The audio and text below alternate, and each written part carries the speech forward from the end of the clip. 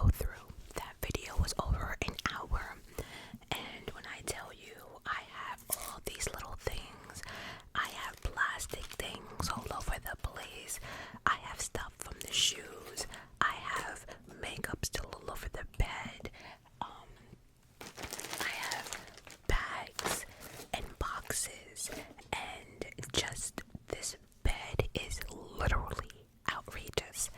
So before my OCD takes over, because I am trying to work on that, I'm going to see how long I can last with this shit. But I promise you, it's not gonna be long, like, at all. And so, let's just get to. On my community post, I asked, to all of those who are parents, what is the pettiest thing you have done to your child? Or what is the pettiest thing your child has done to you? And so, let's start reading this. And number one, the first comment has to be Mr. Devin. For those who do not know who Mr. Devin is my nephew, aka my partner in crime, and I don't play when it comes to him, like, at all. So just be careful in those comments, because again, I don't play when it comes to him. But he writes, "Oh, auntie, my mom doesn't like you and you don't like her. Patreon family, I know y'all are screaming and laughing. And you know, we'll keep reading. When she pissed me off, meaning my nephew, I put a screensaver of us on and wore a Taylor Swift t-shirt of the Eras store saying that I took her. Listen, my sister was really getting under my nephew's skin. I mean, like, really getting under his skin. And my sister has this talent of, like, making everyone miserable around her, right? Because she's a miserable. So that being said, she was just getting on Devin about something. She has a problem of a aunt and nephew having a relationship. I know, sounds dumb as I know. So anyway, he had enough. So what we decided to do was, anytime I called his phone, Devin now has a special auntie ring when I call. Oh, my sister lost her shit. Oh, she lost her shit. And then, to make matters worse, Devin and I took some pictures over the summer, especially when we went on our cruise, and there was a real nice one of him and I dressed up at the captain's ball. Well, he put that on his screensaver, and my sister again lost her. Now she doesn't know what Devin and I do, and she has no control over that, and she never will. And that drives her crazy. So because she didn't know where that picture came from, we went ahead and just went with it in regards to, oh, that was the Taylor Swift concert. My sister knows how big of a Swiftie my nephew is. And so just the fact of her thinking that I took him is driving her insane. Like, she can't sleep, and I fucking love it. So then we also went on Amazon and got like a Eras store sweatshirt, just to say we bought it at the lost her ish. And whether she sees this video or not,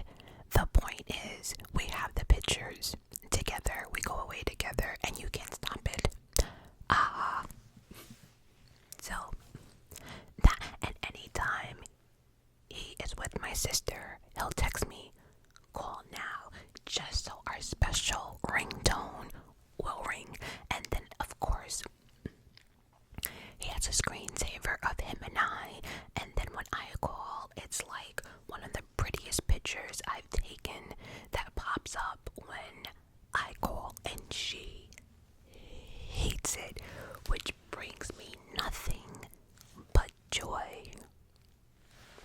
So, someone wrote bro, laughing my ass off, and then someone wrote Devin and just laughing, cause yeah, especially if you're part of my Patreon family, y'all know. Matter of fact, I know the Patreon family is actually laughing now at my last anyway. Alright, so next one, when my boys were little, before they could reach the blinds, some days I would close all the blinds in the house to make it look cloudy. I tell them we can't go out today because it's raining, so we can stay in, have a movie marathon, and just be lazy all day. Listen, that's nothing but being smart. You hear me? That's nothing like being smart. I also used to do something similar to that with my nephews, but close the blinds a little earlier to make them think like it was getting dark. You see where we're going with this? So if it's getting dark, then that means you need to go to bed. Side note though, I remember when I was younger,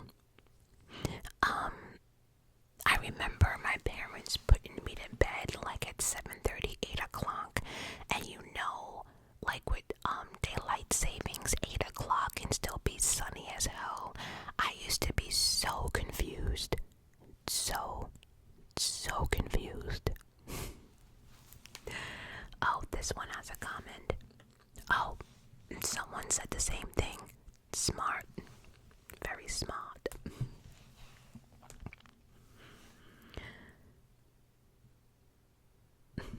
Oh my god, I just read the first line of this one. When my niece and nephew won't take a nap, I put on their shows in Spanish and tell them they can't understand it because they're sleepy. When they wake up, the show back on in English. So now my niece, who's 4, when she's tired, she'll go, I can't understand you. I'm sleepy, and go to bed. If that is brilliant, I hope all you parents are listening.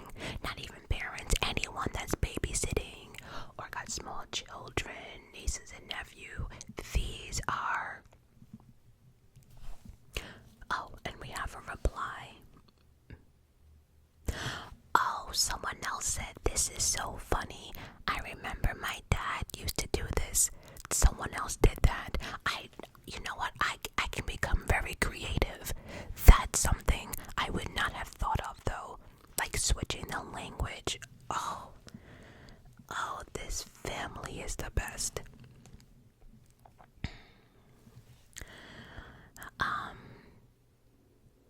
The ice cream van comes around my street every day without fail, and even in the winter.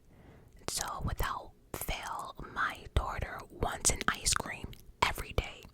So I tell her when the ice cream van plays its music, the ice cream van's little tune, they're all out of ice cream. A 99-cent is nowhere near.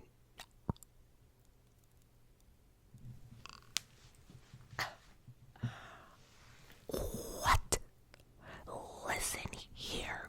When my oldest nephew was young, in the condo complex that we lived in, there always used to be a ice cream truck, and him and his friend across the street would always want ice cream.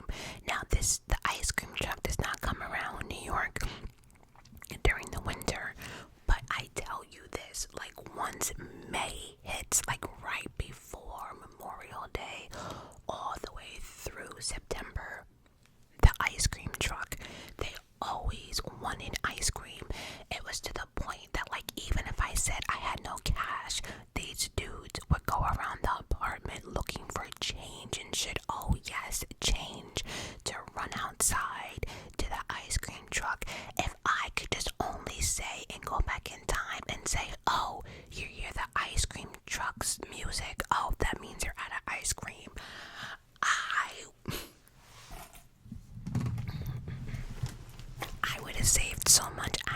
education,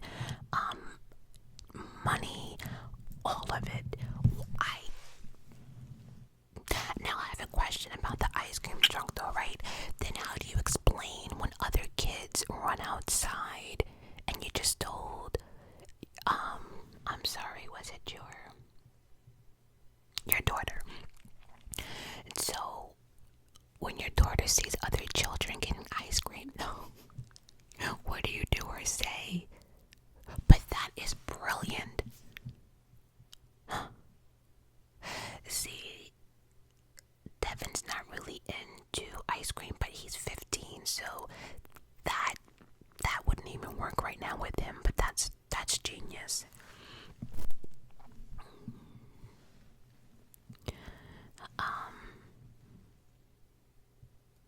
Oh my God, someone else said same.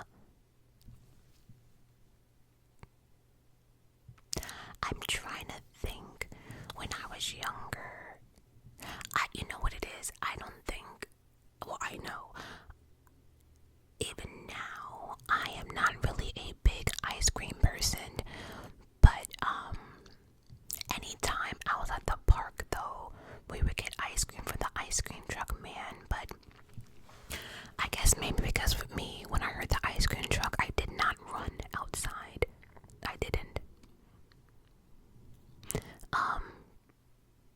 That's probably why my mom did not have to come up with a lie. But that's just genius. I'm sorry. Next one. Her daughter. Mom, yes baby. Her daughter, I need a break from you and the mirror. Me. I swear kids can break your soul. Kids could say things, and you know what it is about kids too? When they say things, they don't understand how hurtful it is. Or like when kids say something, they don't understand that they really just checked their parents or a grown-up, right? And they say things so innocently, but yet it's like, damn, you need a break from me in the mirror. Like, or you ever, one day I was at the mall, I don't remember, it could have been Target or something, and the mother came out, and I guess she was walking over to find like a different size in whatever she was trying on. And the daughter just flat out came out and was like, Ma, you look fat. And I can't be seen with you in that if you're gonna look that fat. And they just went about their little business with like their handheld gaming, and she didn't say it. The daughter didn't say it like nasty or with an attitude or bitchy. She said it like her bubbly self. Now I don't know if she's bubbly, but you get it. There was like no malicious behind it, if that makes sense. I don't know. The kids say the darnest things. Like, I was watching something on YouTube, and the mother asked something like to their kids in the backseat, like something like, well, why is mommy always sad? And I guess she wanted her kids to say, oh, because we don't listen, we don't help out enough, this and that. These kids were like, so again, the question is, why is mommy always sad? One said, because you ain't got no man. One says, because you can't cook. One said, because you suck at cleaning. They just kept going on, and one was like, yeah, and on your big toe, you have this. And it's just like, these kids are like, just bashing the shit out of their mom. And the only thing I think the mom wanted them to say is, oh, because, you know, we don't listen or get the best grades or whatever. No, they went in on her personal life. They even went into like just all of it, just her failed relationships. It was actually funny, but it's like kids say the darnest things, don't they? By the way, if you have anything like embarrassing that your child has done,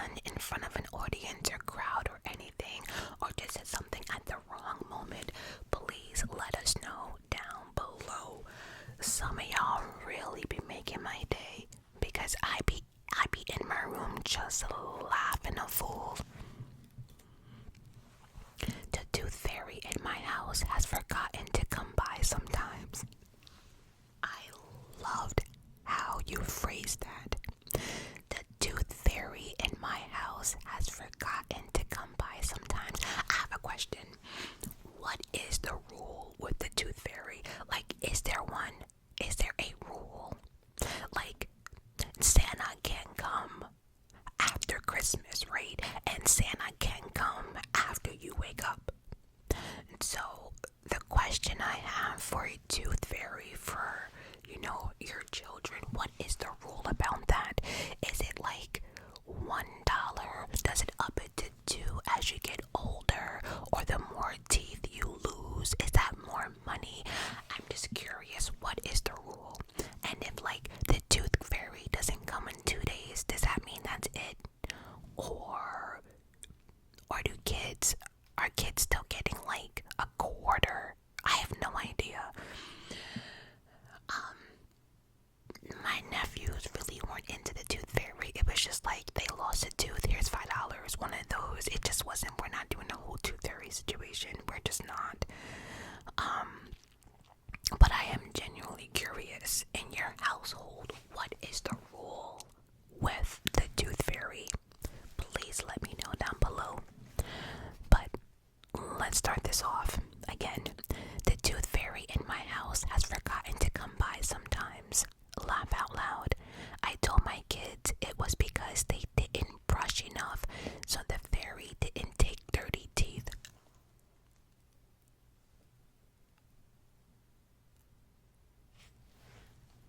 I'm shocked, but that's also brilliant. Like, the tooth fairy knows you don't brush your teeth in the morning and at night. So since you don't brush and floss, tooth fairy didn't come. Do you know how much? First of all, if you tell that to any child, do you know they will be brushing their teeth and flossing? See, it's little things like that to get kids moving. Yeah, could you imagine? But that's a good one. Oh, and then we have one more.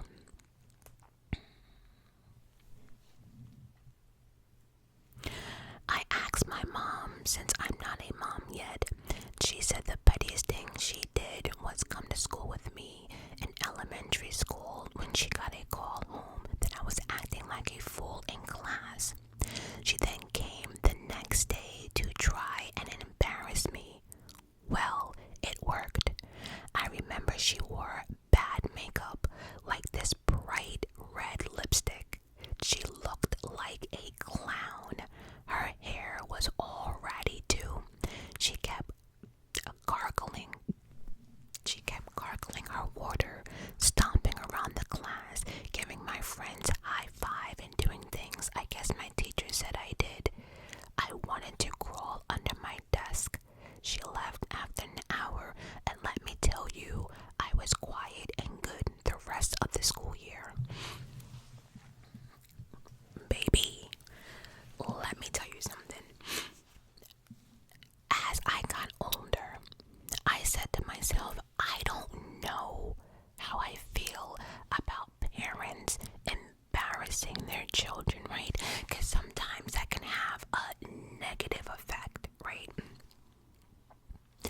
But something like this works, right? And so I remember, first of all, this was funny. Secondly, though, I remember that my mom would do stuff like this. See, my mom never, ever hit me, right? Oh no, she was not one of those moms at all. Oh no, absolutely not.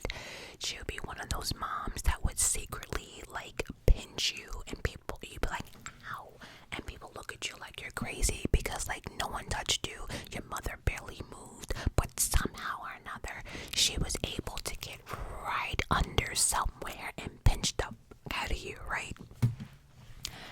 But my mother got even like this. This last story was definitely my mother. younger, I always had a problem keeping up with my shoes. I always had one here, one over here. Always was able to just find one but not the other. So one day, it was during the summer, and I could not find my sandals or whatever I had to put on. And I remember, if anyone remembers that store, Bradley's. No, back up. We were going to Caldors. Does anyone remember Caldors? Oh yes. So we were going to Caldors, and I could not find my sandals. Well, this week that I'm talking about, we had a heat wave, and when I say the temperatures was like 105, they were like 105, right? So the fact that I could not find my sandals, my mother had enough, and she had enough, and so she made me put on my winter boots. Now, back then, when I was like maybe 5 or 6, so you know what our winter boots look like, right? Probably came up to our knees, right? Again, it's 105. Oh yes, my mother made me put on my winter boots like it was fucking snowing outside, like we had a blizzard. Do you know, ever since then, I have never, ever lost my shoe. And matter of fact, you think the story ended there? Absolutely not. So we went to Caldors, right? And because of the attitude I had and the attitude my mother had, and I wasn't feeling her, she wasn't feeling me, she wasn't talking to me, I wasn't talking to her. So we were in Caldors, and I remember that I had to use the bathroom, and I did say something. Well, because my mother was mad at me, she had an attitude and did not take what I said seriously. So she was like, too bad, you should have went when you was home. Now that actually pissed me off because, you see, we have been out of the house probably for 2 hours. So even if I did go to the bathroom before we left the house, this lady had me out for over 2 hours. Are you kidding me? So no one should be able to be in 2 hours. I was even more tight, and she would not let me go by myself. And so, like, it was one of these, who was gonna win this battle? Well, I definitely won the battle, so I thought. So we're standing in line, and I'm sitting there doing the pee-pee dance, and all my mother's telling me is, you better not pee on yourself, you better not pee on yourself. Well, I peed on myself, and I peed right on myself in that line, because she was in the checkout line, checking stuff out. Do you know, after I was in line, and I'm peeing on myself, my mother looked at me, looked up down there and saw what I was doing, looked back at me, and continued putting stuff on the counter like she didn't know who I was, like I wasn't even her daughter, right? And so as I'm saying, Mom, look what you made me do, she's completely ignoring me. The cashier is now like, I have 2 crazy black people at my counter, because I'm like, you're not gonna ignore me, woman. Oh yes, I was like that, and she continued ignoring me, and I had pee on the floor, pee on my boots, remember my winter boots, I had pee on my shorts, and I had a little tank top on. You thought my mother was gonna take me home after that?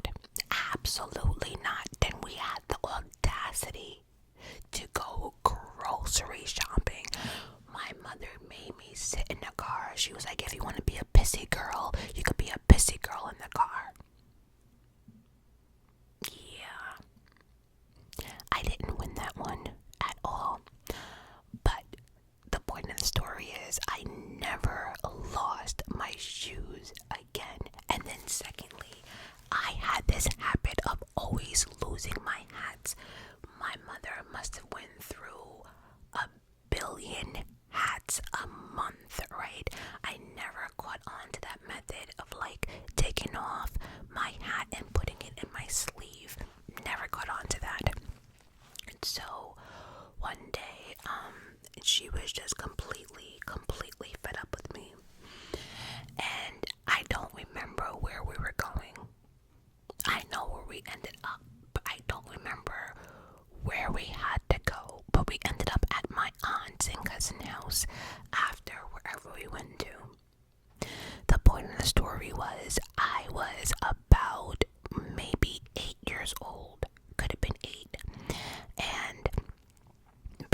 because I could not find my hat. It was during winter.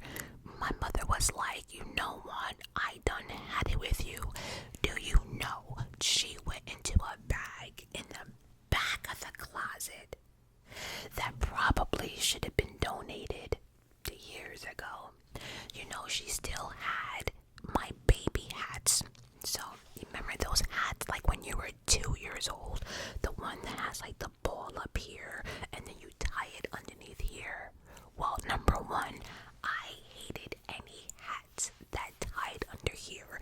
I absolutely hated it. It made me like laugh, but it was also very irritating. I just wasn't a kid to be tying anything under here. Well, my mother and I battled because at the age of 8, it took me back to Caldors with the boots. So here we are battling with the hat, and when I say she shoved that hat on my head, because remember, that hat was for like a 3-year-old, 4-year-old. I am now 8. Okay? When I say I'm surprised she didn't need a pair of scissors to get it off my head. She put it and she tied it. So then I untied it and she tied it again, and I tied it and she untied it. This shit went back and forth for like 20 minutes. And then I remember in the car, in the back seat, I undid it and Mom looked at me, turned around and gave me the biggest pinch on my thigh and told me if I undid it again, we're gonna have problems.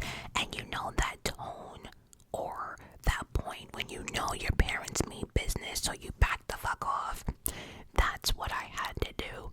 And so when I went to my aunt's house, when I tell you everyone laughed, everyone had the best laugh ever because of that hat. To this day, that is a story for like dinner, Thanksgiving, and Christmas. No one could believe that my mother made me go out in a baby hat.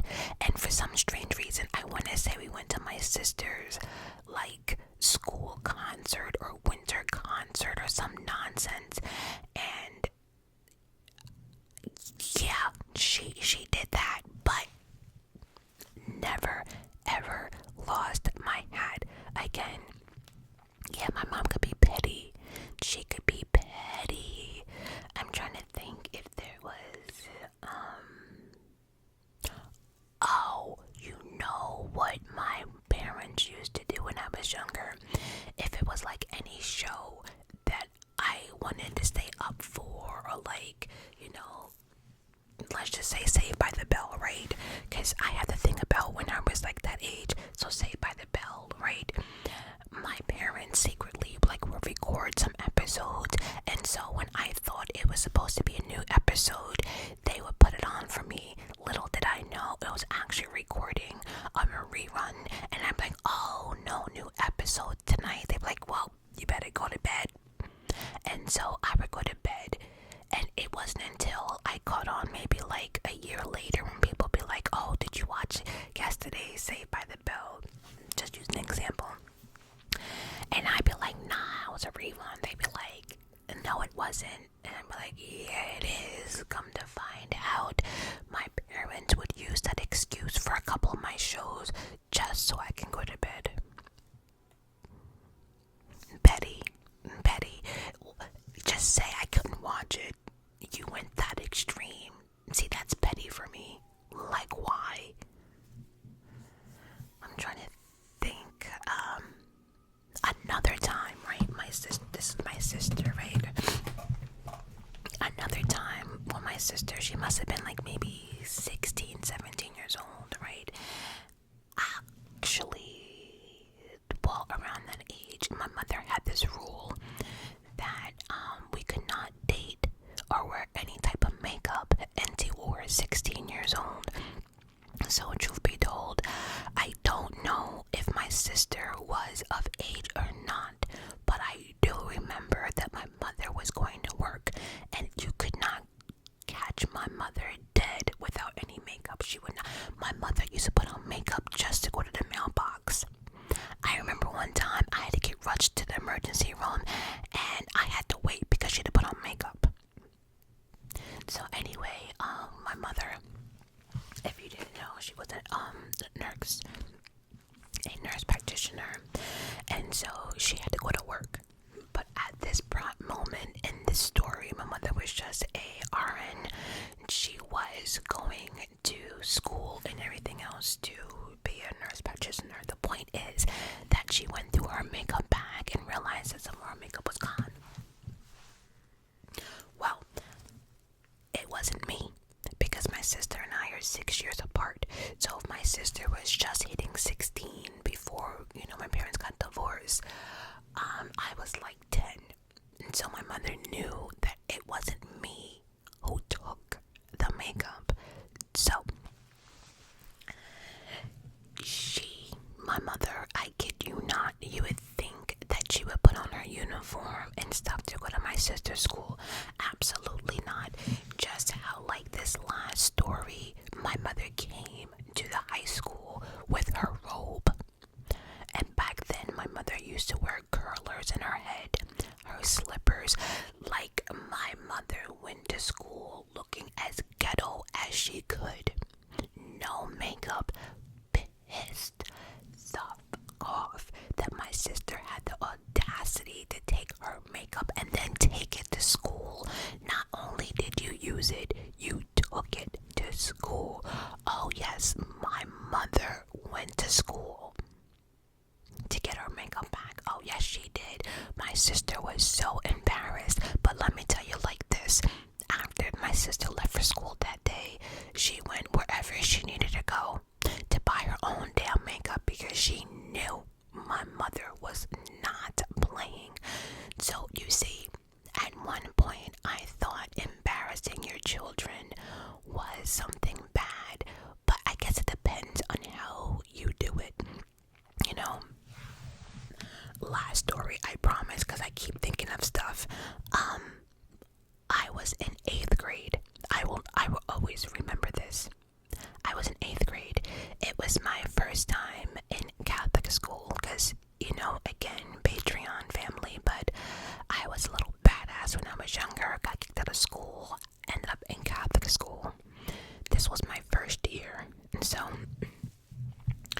there was a guy in that school, and his name was Johnny. I couldn't even think of a name. His name was Johnny. This happened so long ago.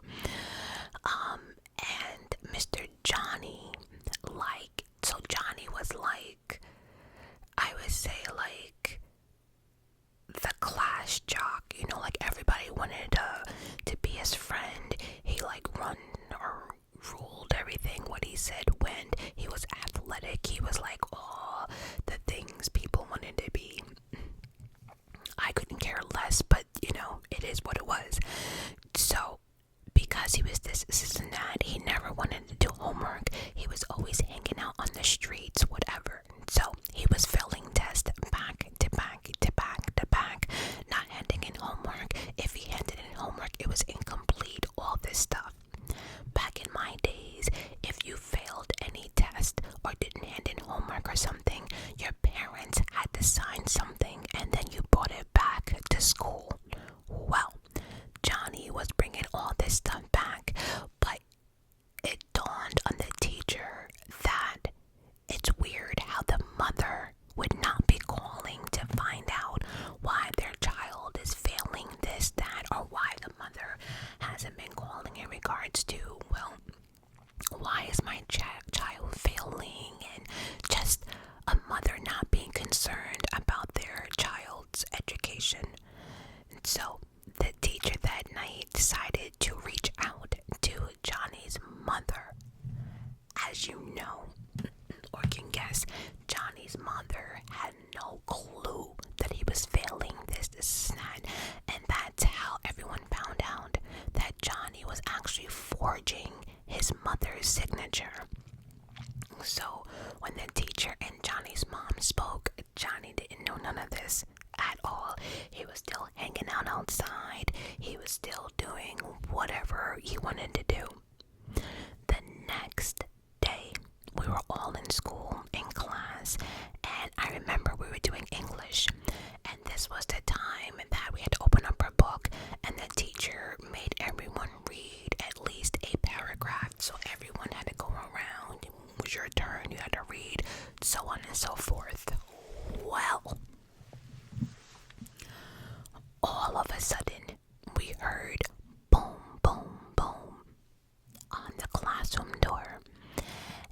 so,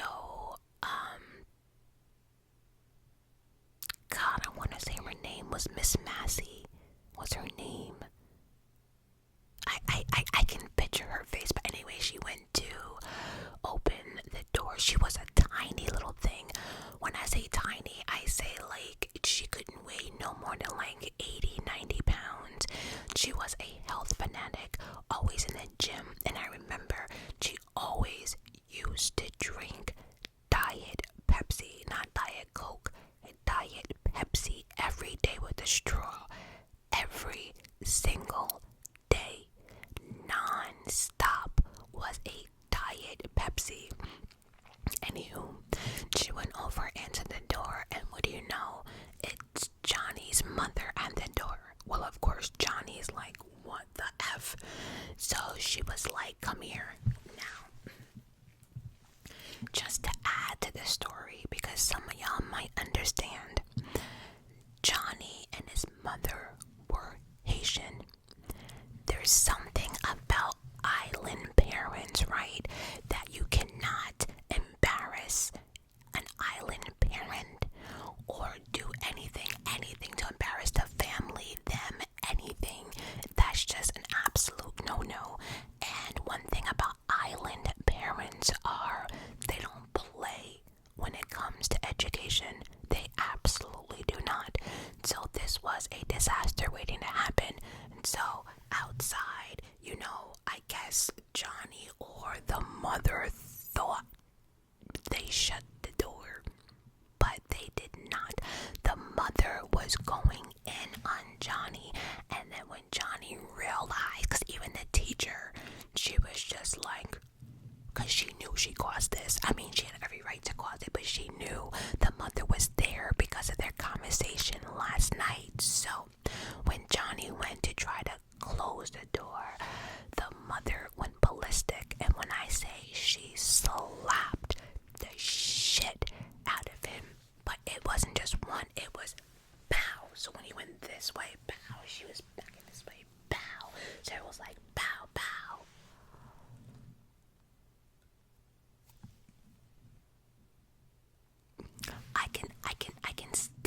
I can still hear the sound of that slap. Everyone in the classroom was in shock. The teacher was in shock. So the teacher tried to go out there and try to, diffuse the situation. The mother turned to her and said, listen, this was her words, not mine. Listen, you white woman, you called my phone for a reason to tell me my son's doing this, and that, so I'm handling it. And she said to her, go sit your white ass down. Now me, I'm more like, oh, it's like, why we gotta do this whole racist situation? Why, like, you're white ass and this is not. I'd rather her say, just mind your business, lady. But all of this, I don't know. So anyway, the fact that she knew that everyone was listening, she then went from English to Creole. And so the language that Haitians speak. And so you can see that Johnny was trying not to cry. But when I say, and then as she walked away, she actually spit on him in his face. Because here's the thing, like she mentioned too, and it was a good point, if you're out here forging, test scores and this and that, and he was also forging like his absences, what else are you forging? And like she says now, she has to go through her bank statement, this, that. Are you writing checks? Because back then checks were like a big thing. It just opened up a whole can of worms. And so I was just so embarrassed for him.